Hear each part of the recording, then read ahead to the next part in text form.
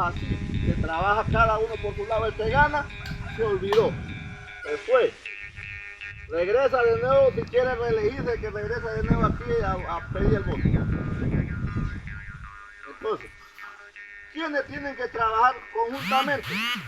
El Congreso local, Congreso regional, Congreso general, cacique local, cacique regional, cacique general. Ahí en Yaloñón, pues entonces, debido a eso, pues tuvo que programar las elecciones rápido, así como está ahorita mi programa. Prácticamente no ha habido tiempo para organizarse todo como siempre. Estaba en ese grupo también, entonces ellos me propusieron a mí y nosotros aceptamos el reto. Por eso estamos hoy participando como candidato a cacique general.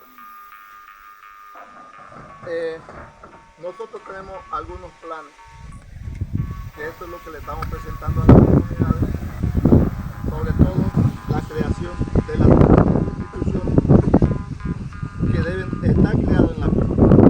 Esas 35 instituciones ya a la edad, al tiempo que tenemos de la creación de la comarca ya debían estar funcionando dentro de la comarca, no afuera, adentro de la comarca.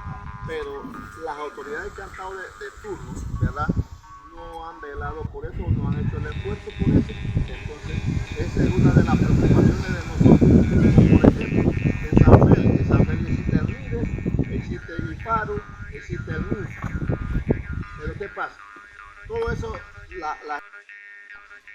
entonces, ya eso prácticamente está negociado. Ahí no se puede pegar mentiras.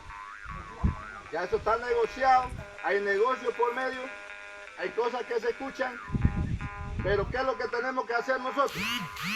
Tratar de recuperar nuevamente eso y que se anulen todas esas negociaciones que se han hecho a espaldas del pueblo. ¿Por qué? Porque aquí el que tiene...